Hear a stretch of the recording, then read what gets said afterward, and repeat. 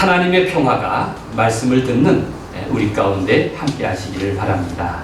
아멘. 오늘은 성령 강림 후 13번째 주일입니다. 아침 저녁으로 날씨가 제법 선선해진 것을 느낍니다. 어느새 가을 냄새가 문득 나는 듯합니다. 가을 소식은 아침에 옵니다. 아침마다 한 발자국씩 가까이 다가올 것입니다. 내일이면 절기상 처서입니다. 처서란 뜻은 문자 그대로 더위를 처분한다 라는 뜻인데, 한마디로 무더위 대방출이라고 말할 수 있습니다. 이제 점점 선선해진 아침과 저녁을 경험하게 될 것입니다. 여름에 맹수가 있는데 바로 모기입니다. 처서는 모기마저 입이 삐뚤어져서 맥을 못 춘다고 합니다. 우리 김용구 집사님이 모기 퇴치제 광고를 하는데 이제는 365일 유효한 현대자동차 광고로 옮겨 탈 수 있기를 바랍니다. 아멘. 하루아침이라는 말도 있습니다. 역사는 하루아침에 이루어지지 않는다는 말처럼 어느 날 갑자기 느닷없이 벌어지는 일은 없습니다. 이미 아침이 오기 전에 눈에 띄지 않았던 징조가 있었을 것입니다. 오늘 설교 제목은 아침마다 새로우니입니다. 한 사람의 선한 목소리를 통해서 역사의 고통과 희망을 노래하는 내용입니다. 그는 희망은 날마다 어김없이 날이 밝듯이 하루하루 조금씩 무르익어 간다고 말하고 있습니다. 그런 신실한 아침을 맞으며 희망의 기지개를 켜는 사람은 행복한 사람입니다. 예레미야는 이제 어제 톨레레게에서 끝났죠? 52장으로 끝나지만 이제 5개의 애가가 덧붙여서 예레미야 애가라고 하는 또 한 권의 책을 이룹니다.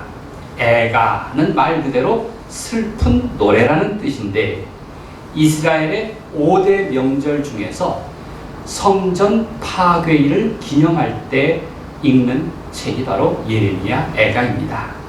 애가는 예루살렘 성전의 파괴와 멸망이 전하는 끔찍한 상황을 기록하고 있습니다. 주전 587년 바벨론의 솔로몬 성전 파괴와 주 70년 로마에 의한 헤롯 성전 파괴를 기억하는 것입니다. 그러기에 이 애가에는 온갖 아픔, 탄식, 비애로 가득합니다. 내일 아침에 여러분들은 톨레레게 진도에 따라서 예레미야 애가 3장부터 5장까지를 읽을 것입니다. 그런데 미리 알고 읽는다면 더 그 의미를 이해할 수 있을 것입니다. 모두 5개의 장으로 구성된 5개의 노래가 애가인데 정말 예술적입니다. 아니, 이렇게 슬픈 노래가 예술적으로 구성되어도 좋은가 싶습니다. 1장, 2장, 4장, 5장은 각각 22절, 22절씩 구성되어 있습니다. 그리고 각 절은 1절부터 22절까지 히브리어 알파벳인 알렙, 베트 이런 순서로 진행됩니다. 마치 짜임새 있게 만든 아름다운 구슬과 같은 것이 이 애가입니다. 왜 이런 슬픔의 노래를 지극한 예술적 구성으로 만들었을까요?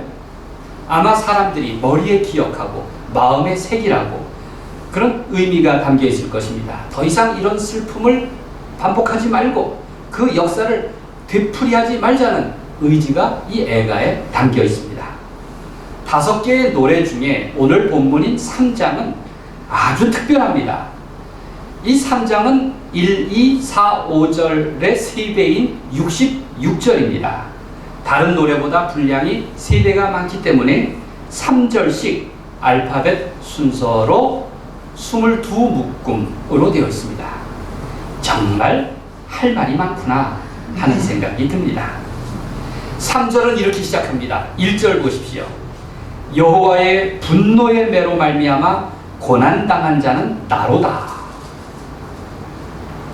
여호와의 분노의 매로 말미암아 고난당한 자는 나로다. 모든 사람이 예외 없이 고통을 겪고 있지만 그 중에서 한 사람이 나서서 말하고 있습니다. 고난당한 자는 나로다. 이름은 밝히고 있지 않지만 마치 그는 민족 대변인처럼 자신이 겪는 고통을 일반화해서 말하고 있습니다. 우리는 이미 그런 존재를 본 적이 있습니다. 이사야 53장에서 보면 모든 사람의 고난을 홀로 대신 짊어진 듯한 고난 받는 종을 우리는 기억합니다. 이사야 53장은 그라는 인물을 통해서 고난받는 종의 노래를 고백합니다. 이사야 53장 5절은 우리가 잘 압니다. 그가 징계를 받음으로 우리가 평화를 누리고 그가 채찍에 맞음으로 우리는 나음을 받았도다. 애가 3장에서 그 사람이 대표로 나선 이유는 자신의 아픔을 구체적으로 드러내어서 다른 사람의 고통과 공감하고 연대하려는 의도 때문입니다. 많은 사람 중에서 홀로 나서서 자신의 형편을 강조하는 것을 보면 그 고통받는 백성과 희망을 잃어버린 민족을 아마 격려하고 싶어서일 것입니다. 마치 나보다 더 고통당한 사람이 있으면 나와보세요. 나만큼 더 죽을 맛이 있는 사람이 또 누가 있습니까? 그는 그렇게 외치는 것 같습니다. 그 사람은 자신이 겪는 고통이 얼마나 극심한지 이렇게 표현합니다. 6절에 보면 죽은 지 오랜 자 같다 이렇게 말하고, 그리고 또 지독한 아픔 때문에 화살들로 내 허리를 맞추셨도다 이렇게 탄식하고 있습니다. 화살들로 내 허리를 맞추셨도다 라고 말할 때 허리로 번역한 단어는 이게 원래 콩팥을 말합니다. 콩팥. 세상에 화살이 날라와 가지고 콩팥이 2개인데 2개를 꿰뚫었다는 겁니다. 콩팥의 파괴가 아픔 중에서 가장 큰 아픔으로 비유합니다. 그 까닭은 콩팥이 한 쌍이기 때문에 그렇습니다. 관계가 파괴되는 것, 그것이 가장 큰 아픔이라는 뜻입니다. 세상에서 가장 큰 비극은 관계가 깨진 겁니다.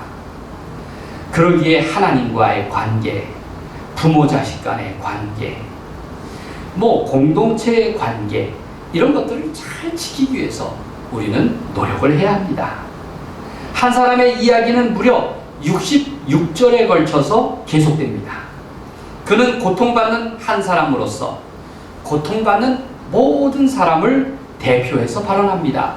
고난과 아픔, 그 현실의 괴로움을 가장 구체적인 내 이야기를 통해 들려주고 있는 것입니다. 민족 대변인과 같은 그 사람은 자기 하소연을 이렇게 늘어놓고 있습니다. 19절 말씀입니다.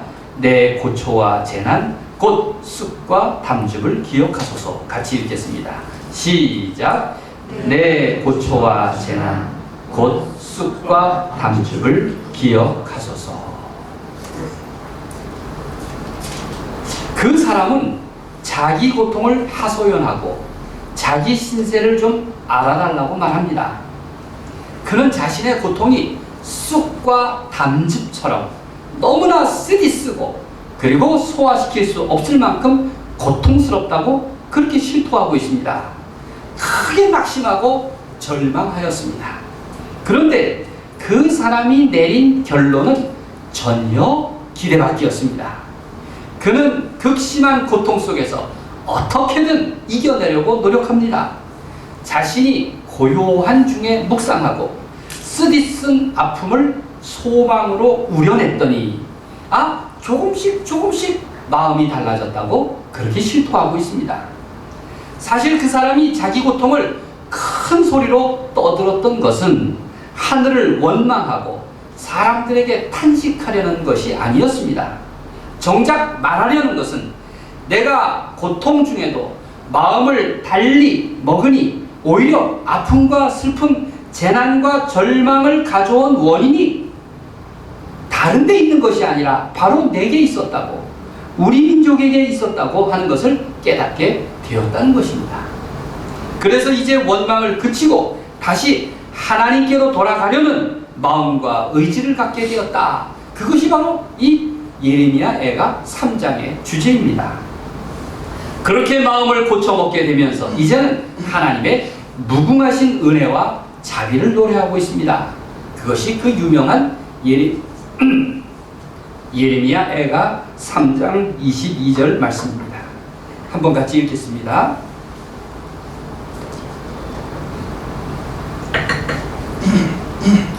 여호와의 인자와 긍휼이 무궁하심으로, 시작.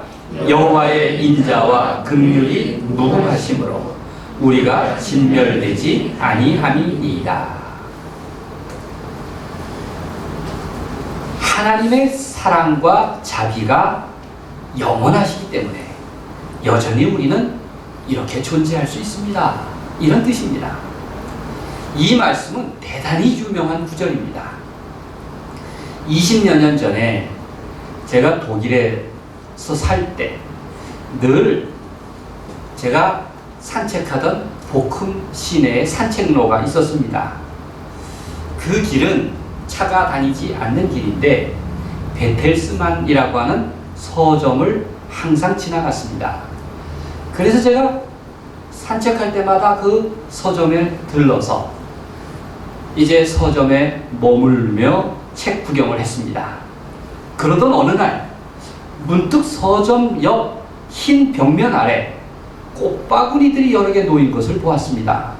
비에 젖어서 꽃잎이 사방으로 흩어져 있었습니다.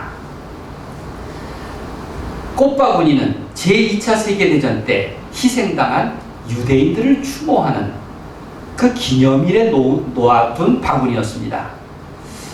흰 벽을 보니까 동판이 붙어 있었는데 전쟁 전에 바로 이 자리에 그 베텔스만 서점이 있던 그 자리에 유대교 회당이 있었다는 기록이 있었습니다.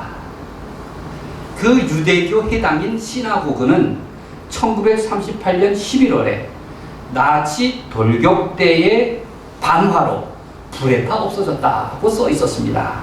그 유명한 크리스탈 밤 사건이었습니다. 그리고 동판에는 히브리어와 독일어로 이런 말씀이 기록되어 있었습니다. 여호와의 인자와 긍휼이 무궁하심으로 우리가 진멸되지 아니함이니이다. 독일어로는 자인의 바름 헤어지히카이트 하트 노호 카인 엔데 이렇게 기록되어 있었습니다. 얼마나 역설적입니까? 그 비극 앞에서도 무너지지 않고 그 처참함 속에서도 일어선 것입니다. 깊은 인상을 받았습니다. 그때부터 제 책꽂이에 이 말씀을 담은 액자를 세워두었습니다. 제가 설교문 올리고 나서 그 밑에 사진을 찍어서 올리겠습니다.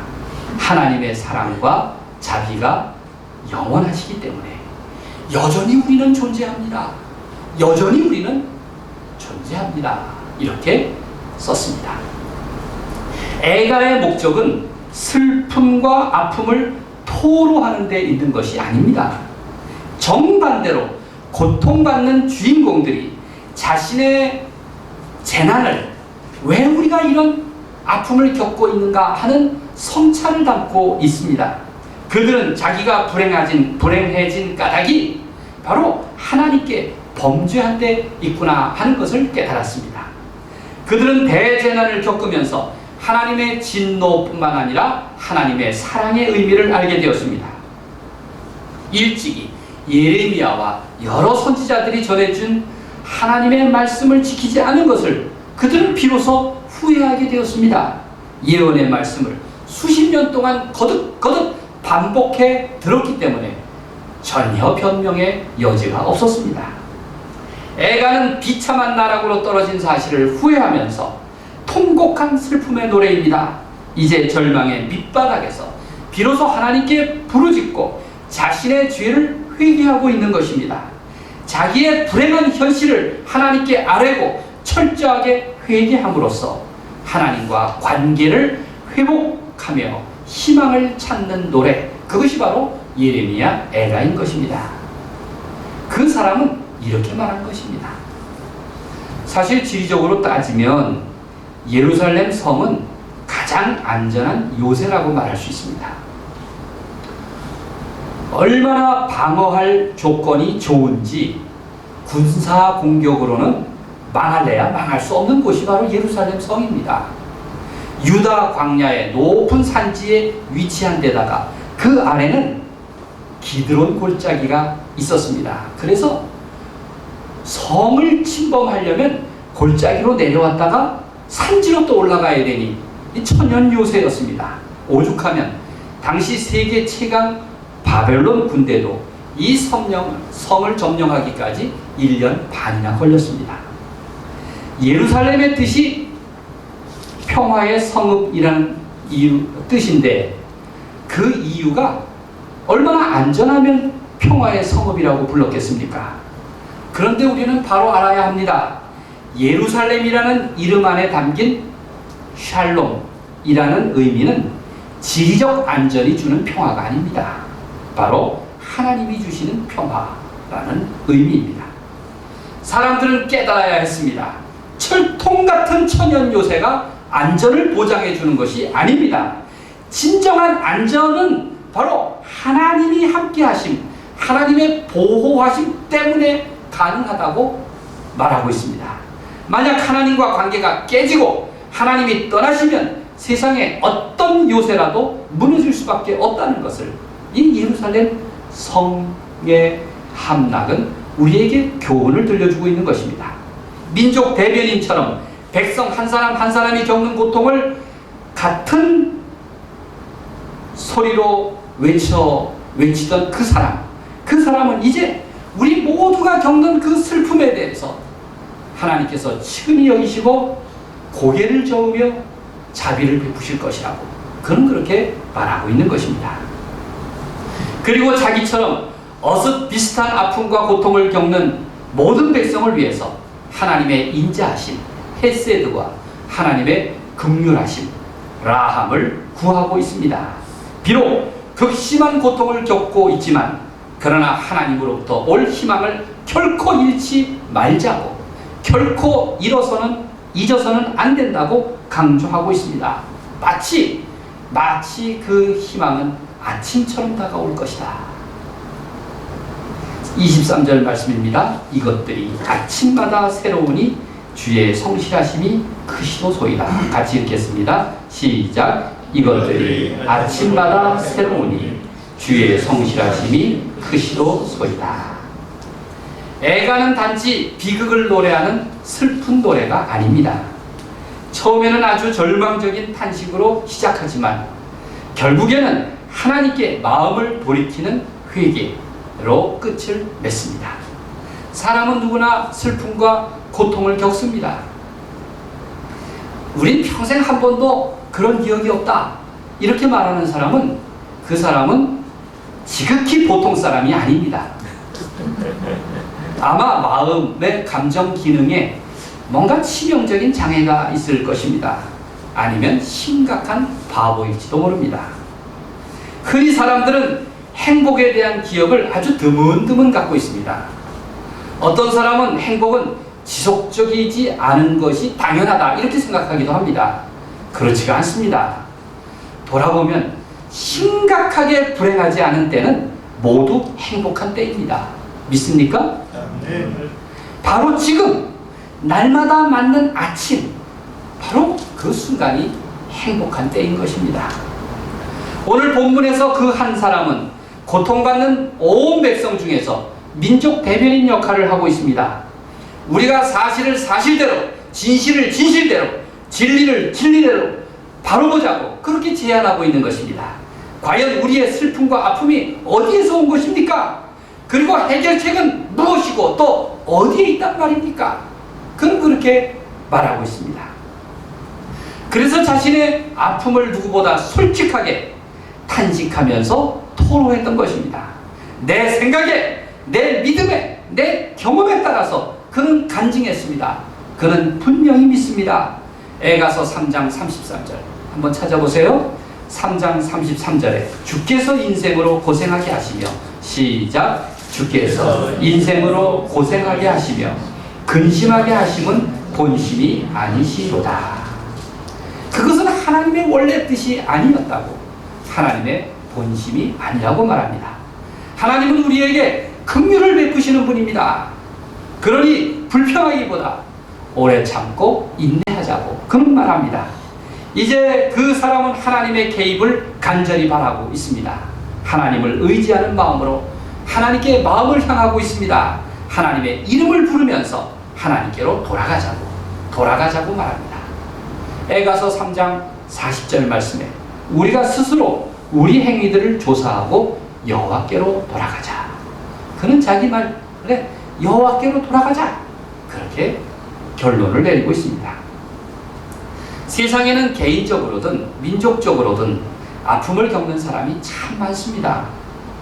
요즘 미얀마 사람들, 또 권사님 기도하셨습니다만 아프간 사람들, 그들이 졸지에 겪는 비극이 결코 남의 일 같지가 않습니다.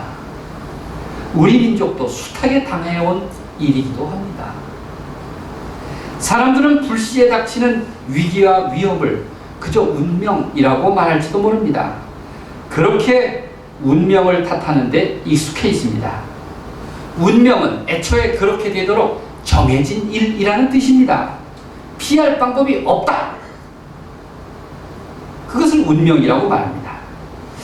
사실 누구나 죽을 운명이긴 하지만 그렇다고 모든 불행한 죽음조차 아랍 사람들처럼 인샬라라고 말할 수는 없는 노릇입니다. 예수님은 이렇게 분명히 말씀하십니다. 마태복음 18장 14절에서 이와 같이 이 작은 자 중에 하나라도 잃는 것은 하늘에 계신 너희 아버지의 뜻이 아니니라. 지극히 작은 자 한 사람의 죽음마저도 그것은 하늘에 계신 하나님의 뜻이 아니라고 그렇게 말씀하십니다. 하나님을 믿는 사람이라면 자신에게 닥친 재난을 숙명적으로 받아들이거나 무조건 원망만 하지는 않습니다. 다만 불행 중에 잠잠히 하나님과 관계 속에서 반성하고 성찰하고 후회하고 회개합니다. 이러한 과정을 통해서 다시 하나님을 만나고 새롭게 하며 소망을 품는 것입니다. 이것을 가리켜서 아침의 신앙이라고 말할 수 있습니다. 어둠이 깊을지라도 반드시 찾아올 아침을 믿는 믿음을 그는 품고 있기 때문입니다. 본헤퍼 목사님은 시대가 악할수록 어둠이 깊을수록 하나님의 선한 힘을 의지해야 한다고 말합니다. 그는 작고 보잘것없는 빛이지만 진리의 촛불을 밝혔던 현대 예언자였습니다. 오늘 우리가 결단 찬송으로 부를 주님의 선하신 권능에 감사여는 본헤퍼 목사님이 쓴 옥중 편지의 일부를 담고 있습니다.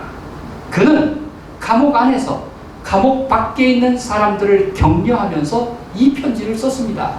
마치 예레미야 애가의 그 사람처럼 말입니다.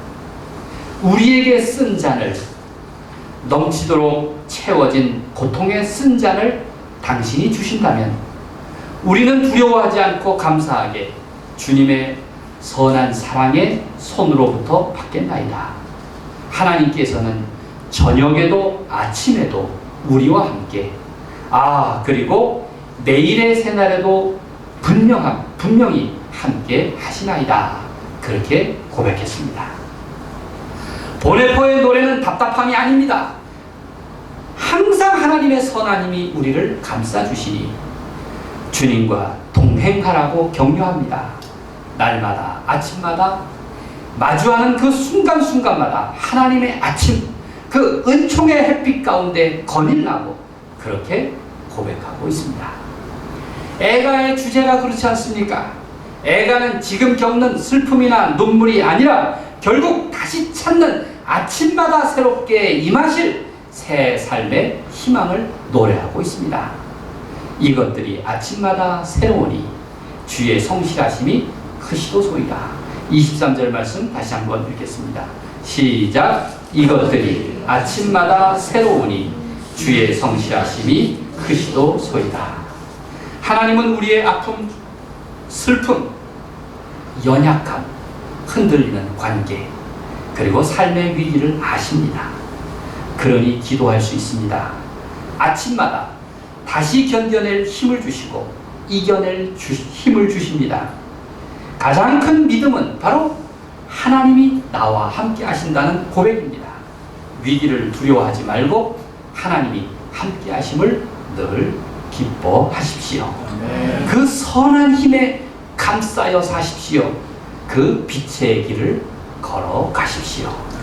하나님의 은혜로 내가 어떠한 경우에 처하든지 아침마다 하나님의 선한 힘과 긍휼과 마주할 수 있기를 우리 주님의 이름으로 간절히 축원드립니다. 아멘. 기도하겠습니다.